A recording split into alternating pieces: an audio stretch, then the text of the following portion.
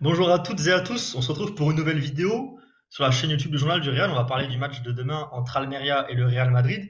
J'ai dit bonjour, j'aurais plutôt dû dire bonsoir, puisque Pablo est profondément dans la nuit galicienne, si je dis pas de bêtises. Comment ça va Pablo, pardon? Et toi, comment ça va? Parce que tu as l'air d'avoir le hockey, ça va très bien, Guillaume. Ça va bien Merci. se Toi, je sais passer. que tu es dans la campagne profonde portugaise, moi dans la campagne profonde espagnole galicienne. On tient à s'excuser pour le micro, hein. Je pense que ça va être la dernière fois là, que vous allez nous entendre un peu avec du vent, etc. Parce que à partir de la semaine prochaine, on sera chacun On, dans nos locaux. on fera bien mieux quand on sera dans de meilleures conditions, c'est sûr. Moi, en plus, il fait une chaleur ici, c'est horrible, hein, voilà. Mais bon, on n'est pas là pour parler de ça, même si Carlo Ancelotti a mentionné la chaleur dans sa conférence de presse, puisque le match demain est à 19h30 heure française à Almeria. On sait qu'il fait quand même bien chaud, pardon. À Almeria, il fait bien chaud d'ailleurs dans toute la péninsule ibérique en ce moment. Et donc Carlo Ancelotti a mentionné en disant que bon, les joueurs ont l'habitude de la chaleur à Madrid avec les entraînements et tout ce qui va avec, bien sûr. Bon, c'est pas non plus comme s'il venait de Bilbao pour aller jouer un match sous 20 degrés de plus. Pour le coup, à Madrid, normalement, la chaleur, tu t'y habitues, t'as pas le choix. Sur ce, il Ouais, y a eu d'autres déclarations de la part de Carlo Ancelotti. On va s'avancer un petit peu sur ce match. L'information principale, c'est la possible absence d'Eduardo Camavinga.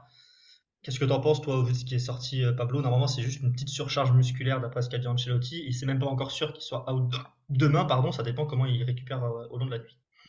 surcharge musculaire et il y a Picon de Relevo qui a ajouté d'autres informations, plus de détails. Apparemment, ils avaient peur au départ que ce soit une douleur, si j'ai bien compris, un ligament. Non, pas un ligament, à l'os du genou, je crois. Et finalement, c'était au tendon, donc simple surcharge, sorte de tendinite, je pense. Enfin, ouais. Donc pas, apparemment, ils ont pas peur plus que ça, donc il sera dans le groupe.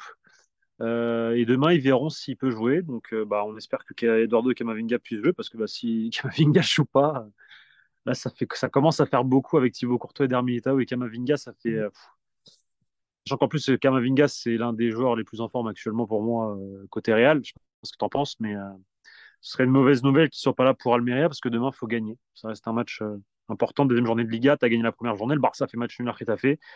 Je pense que pour bien démarrer cette saison, il faut gagner le plus de matchs possible à l'extérieur. Tu commences par trois matchs d'affilée à l'extérieur et il faudrait gagner les trois en fait. Donc demain, match important contre Almeria. Camavinga, on verra s'il jouera, s'il sera sur le banc ou s'il sera réellement absent. En tout cas, on peut quand même dire que ça reste l'endroit, la zone du terrain où le Real est le plus fourni, le milieu de terrain. Ce sera Modric ou Kroos qui passera titulaire Ouais. par rapport à la compo qu'on a vue à Bilbao. Sinon, évidemment, Rudiger sera titulaire à la place de Militao, qui lui est out pour une bonne partie de la saison, si ce n'est toute la saison. Mis à part ça, t'imagines quel 11? Toi, tu penses que ce Demain? sera la même chose que contre Bilbao, potentiellement Modric à la place de Camavinga et Rudiger à la place de Militao, ou d'autres changements? Ouais, je pense qu'on va partir sur la même base, je pense, côté Real. Lonin va être titulaire pour moi. Premier match, Il l'a dit aujourd'hui, enfin, il l'a mentionné aujourd'hui, Carlo. voilà, je pense qu'il va être dans la continuité. Et puis Lonin va montrer que bah, il peut être titulaire. Ce sera Kepa de gagner sa place. Et derrière, ouais, effectivement, moi je vois David Alaba et Rudiger avec Fran Garcia, Carvajal. Et le 4-4 de Losange, bah ouais, c'est la seule petite inconnue, c'est effectivement Kamavinga. Mais si Kamavinga est là, moi je vois les quatre de Bilbao rejouer. Je pense pas qu'il va mettre Kroos ou Modric titulaire si les quatre sont disponibles. On verra, S'il après on peut se démarre, tromper, mais ouais, c'est que s'il démarre la saison avec une composition d'équipe, logiquement, c'est qu'il démarre avec sa meilleure composition d'équipe et son but c'est va ça. évidemment de trouver des automatismes entre ses joueurs, c'est ce qui paraît le plus logique. Et donc, dans Ça. ce cas-là, oui, je le vois, je l'imagine essayer de trouver de la continuité, surtout que le Real joue une fois par semaine pour l'instant, jusqu'à Exact. la trêve de septembre. Et donc, le but serait évidemment de trouver dans les matchs la continuité. Surtout que là, on est face à une équipe Almeria qui a perdu contre le Rayo à domicile, je dis pas de bêtises, 2-0 son premier match. Ils ont joué le vendredi, ils ont eu un jour de plus de récup, même si en début de saison ça compte peut-être un petit peu moins. Et Almeria avait quand même proposé un match d'assez bonne chose, à ce qu'a mentionné Carlo Ancelotti, même s'ils ont perdu contre le Rayo. C'est une équipe qui n'a pas non plus refusé le jeu pardon, toute la rencontre. On verra demain si ce sera le cas. On se rappelle du match l'an dernier, l'été dernier, qui était le tout premier match de la saison à Almeria. Victoire 2-1 du Real Madrid qui avait été mené 1-0. C'est le match où Alaba rentre et marque un coup franc direct. On Exactement. s'en rappelle. Un match où Almeria avait bon, joué très bas, quand même, mais Almeria s'était procuré deux trois face à face en tout début de match. Je sais pas si tu te rappelles, Courtois avait fait un sacré match Si, si, d'ailleurs. Parce que je m'en Almeria, souviens très bien. ils doivent marquer à la 15e, 20e minute Yes, Oumar Sadik. Mais par contre, c'est avant, ils ça. avaient déjà eu une ou deux occasions franches et ils étaient quand même, ils défendaient bas, mais ils osaient aller en contre. Vraiment, ils étaient là Bah, pour quand même profiter de maximum d'opportunités. Donc c'est un terrain piégeux pour le Real qui a failli se faire piéger l'an passé. Mais on verra ce que ça donne face à une équipe qui est là pour lutter pour le maintien cette saison, mais qui a quand même de quoi embêter le Real Madrid. Le Real n'a pas pris les points face à ces équipes-là la saison passée, tous les points disponibles. Donc, attention. un match important, effectivement, comme tu dis, il faut prendre des points. Et je pense que, ouais, bah, le Real, je pense que ça va être. Tu as dit qu'ils ont plutôt bien joué face au Rayo la semaine dernière, même s'ils ont perdu. Moi, je pense que malgré tout, contre le Real, ils vont jouer plutôt bloc bas et faire un peu comme l'année dernière, jouer en contre. Ça avait marché l'année dernière en première mi-temps, durant les 45 premières minutes, comme tu l'as dit. Il y avait eu plusieurs occasions. Sadik avait ouvert le score. D'ailleurs, Sadik qui ensuite part à la Real Sociedad et qui se fait, je crois, les ligaments croisés. Il est absent une grosse partie de la saison l'an passé. Il est revenu en fin de saison. Mais ouais, donc va falloir s'attendre à une équipe voilà, qui va jouer les contrats à fond et qui je pense, quand même une équipe qui peut être à droit face au but. Et maintenant, voilà, je pense que le Real, si le Real rentre sur le terrain avec le même état d'esprit que Bilbao, avec une animation aussi plutôt positive, parce que moi j'ai trouvé l'équipe assez intéressante contre l'Athletic Club la semaine dernière. Je trouve que ça joue plutôt bien au ballon. Ils ont marqué des buts en première mi-temps. Ils ont su faire le break au meilleur moment juste avant la pause. Voilà, si le Real arrive à faire ça demain à Almeria, à On n'aura pas de danger. marquer en première mi-temps et ensuite faire le break, je pense que voilà, c'est c'est la mission qu'il faut au moins en fait rentrer au vestiaire avec 2 buts d'avance serait la clé pour pouvoir éviter la surprise en deuxième mi-temps, quoi, surtout face à une équipe comme ça. Donc après voilà, si ça doit être une remontada comme l'année passée où Almeria ouvre le score et bah après tu gagnes en deuxième mi-temps, bon, bah, on signe aussi, mais ce serait bien d'éviter ça, quoi. L'an dernier, il y avait Courtois qui avait été notamment décisif en première mi-temps contre Exact. Almeria. Cette saison, ce sera Lounine dans les buts. Un gardien évidemment qui est moins bon que Thibaut Courtois. On sait qu'il joue très gros avec l'arrivée de Kepa cette semaine. Pour l'instant, il a la confiance de Carlo Ancelotti. J'imagine que jusqu'à la trêve de septembre, Lounine sera le titulaire. Et qu'ensuite, peut-être qu'Ancelotti, en fonction des performances de Lounine ou de ce qu'il voit à l'entraînement de la part de Kepa, peut-être que là, il y aura un switch qui s'opérera. On verra ce que ça donnera. Toi, t'imagines Ancelotti gérer comment cette situation? Tu es d'accord avec moi, je pense, sur le fait que Lounine sera titulaire là jusqu'à la trêve de septembre. Après, t'imagines que ça va être géré comment? Est-ce que Kepa, tu penses qu'il arrive avec un statut tel qu'il a déjà finalement l'avantage sur Lounine, ou est-ce que tu penses qu'il va falloir qu'il le prouve à l'entraînement ou que Lounine lui fasse une erreur en match pour pouvoir donner l'opportunité à Ancelotti de mettre Kepa? Qu'est-ce que tu en penses de cette situation qui va être à suivre clairement sur ce début de saison? Moi, je pense que Kepa a tout approuvé, surtout qu'il est là juste une année et que dans ce contexte-là, il risque de vraiment se la donner à fond. Euh, je pense que Carlo Ancelotti va faire confiance en Lunin et qu'à l'heure actuelle, c'est le gardien numéro un, entre guillemets. Maintenant, si Lunin ne répond pas présent, je pense que voilà, Kepa, à partir d'un moment donné, il sera titularisé. Mais si Lunin fait le boulot en continu, moi je pense que Lunin, il a de grandes chances d'être titulaire. Par contre, je vois pas une sorte comme à l'époque Alternance. avec d'alternance entre Ligue des Champions et Liga, comme il y a pu avoir dans les années précédentes avec, je sais pas si tu te souviens, mais il y avait eu ça avec Casillas, Diego Lopez, et Navas. puis ensuite avec Courtois, Keylor Navas. Je pense pas qu'il y aura ça. Je pense qu'à partir du moment où il choisira son gardien, ce sera lui. Maintenant, je pense que Lunin doit savoir que Kepa est venu ici pour gagner sa place et que, comme je t'ai dit, il est là un an, donc il va tout donner pour pourquoi pas ensuite rester. Pour Kepa, c'est un rêve d'être au Real Madrid, c'est l'opportunité de sa vie et il va falloir s'attendre à un meilleur visage du portier espagnol, forcément, parce qu'il lui aurait, enfin, voilà, c'est une pige d'un an et comme je t'ai dit, pour lui, c'est un rêve et donc il va tout donner pour s'imposer à un moment donné. Donc on verra comment se déroulent les prochaines semaines. On verra surtout en fonction des performances de Lounine. C'est sûr que Ancelotti, tant qu'il a un gardien qui fonctionne bien, qui tente bien et qui marche avec l'équipe, il n'aura pas de raison de changer Lounine tant que Lounine ne fait pas d'erreur. Par contre, je pense que Effectivement. pour le coup, Lounine sera plus rapidement enlevé du poste de gardien s'il commence à enchaîner une ou deux mauvaises performances que si c'était pas Kepa derrière, mais que c'était Canizares ou Lopez derrière lui. Pour le coup, là, je Totalement. pense qu'il y a quand même un gardien qui arrive avec un avec quand même des références pour le coup, qui est pas même totalement. d'ailleurs sans doute un meilleur gardien que Lonin, je pense qu'on peut aussi le dire. Mais on va voir ce que ça Après, donne. après, il a plus d'expérience. A un ascendant parce qu'il est, Lonin a surtout un ascendant parce qu'il est déjà au club tout simplement. Il a cet avantage-là, il va falloir qu'il en profite.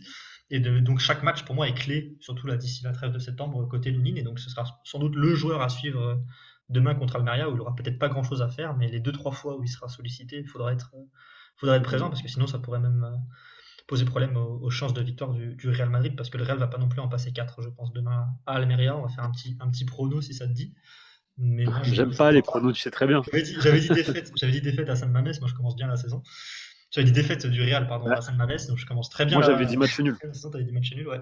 Après, je pense que je m'attendais pas à un Atlético aussi faible pour le coup, pour justifier un petit peu. Je pense que c'est pas le Real qui m'a surpris en qualité, c'est surtout l'Atlético qui m'a déçu. Demain, moi, j'imagine une victoire du Real Madrid. Un match assez semblable à ce qui s'est passé l'an dernier, victoire 2-1 et un but encaissé à cause de Lounine. Voilà, comme ça c'est dit, ça va être, ça Ok. va être rapide. Moi, vu que le résultat la semaine dernière nous a porté chance, bah écoute, je vais dire un partout demain entre Almeria et le Real Madrid.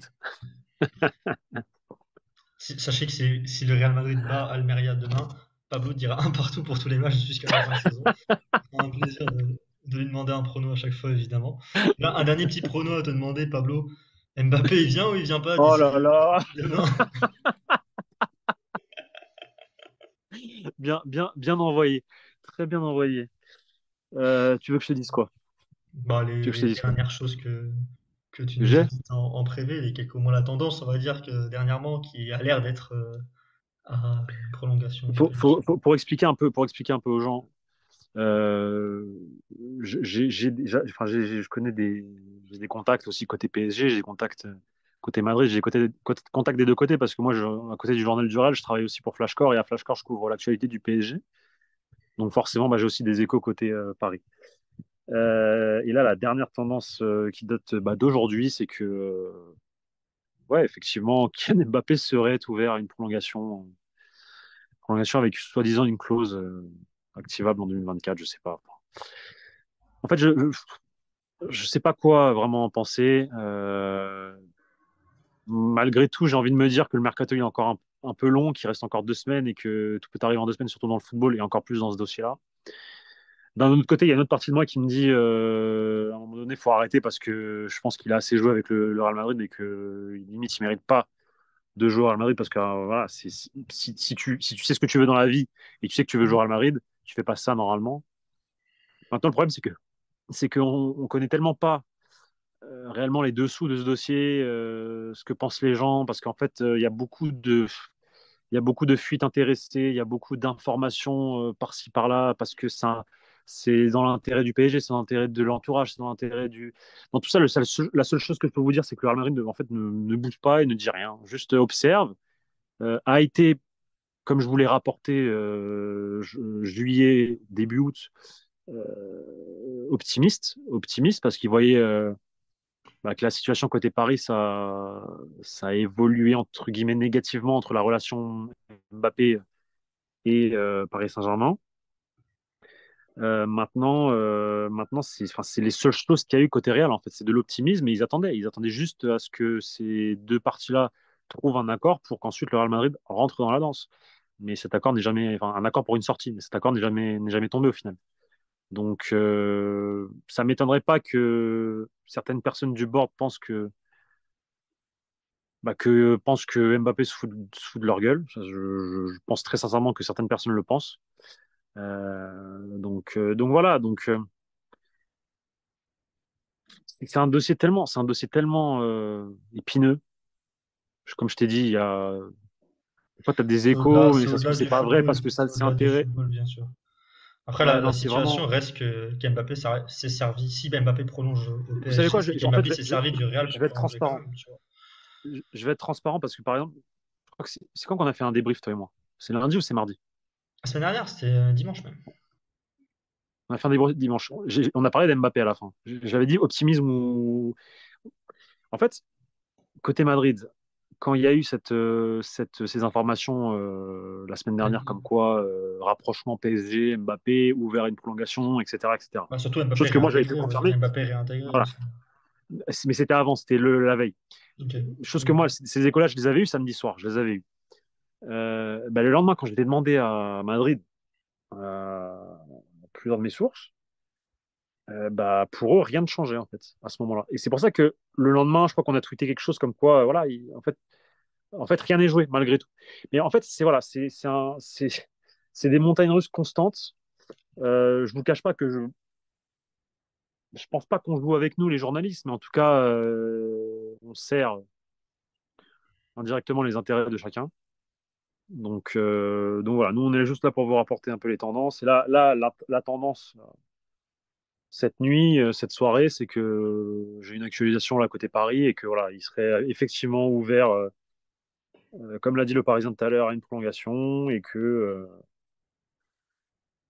qu'apparemment Et que ce sera la fin du dossier cet été. dans les prochains jours, il y aurait potentiellement une accélération des négociations entre Paris et Mbappé. Donc on verra parce que j'ai l'impression que c'est une série Netflix aussi, comme On fera série peut-être Canal+. un grand récap si Mbappé prolonge et que la Oui, porte est peut-être moi définitivement, en tout cas, c'est ça. Ouais. plus fermée qu'elle ne l'a jamais été au Real Madrid. On en fera peut-être un récap en fin de mercato. Moi, ce que je te propose, Guillaume, ce que je te propose, Parce qu'on c'est arrête d'en parler. non, non, mais alors ça, j'aimerais bien, mais malheureusement, on peut pas, mais j'aimerais bien.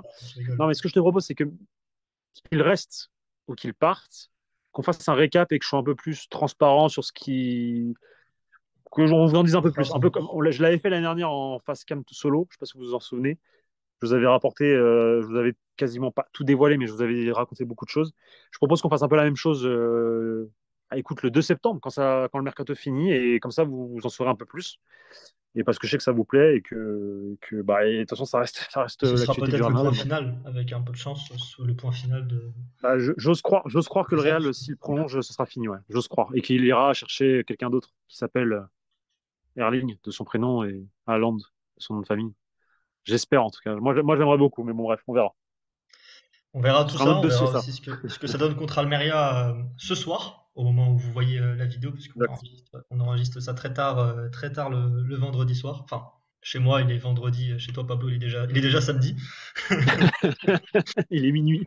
Les choses sont exactement. Mais en tout cas, les choses sont dites. Moi, j'ai donné 2-1 comme pronostic avec un match qui ressemble un peu à ce qu'on a vu l'an dernier. Pablo, t'as donné un partout parce que tu penses que ça porte chance au Real Madrid.